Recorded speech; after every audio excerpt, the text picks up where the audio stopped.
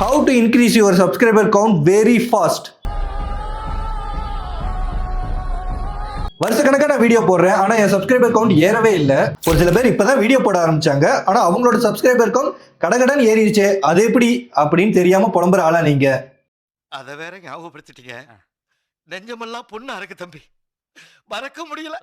நிறைய பேர் பண்ற பெரிய தப்பு, அவங்க ஆடியன்ஸோட எக்ஸ்பெக்டேஷன்ஸே புரிஞ்சுக்காம வரிசையா வீடியோ போட்டுட்டே இருந்துட்டு எனக்கு வியூஸ் வரல, எனக்கு சப்ஸ்கிரைபர் வரலன்னு சொல்லி ஃபீல் பண்றது தான்.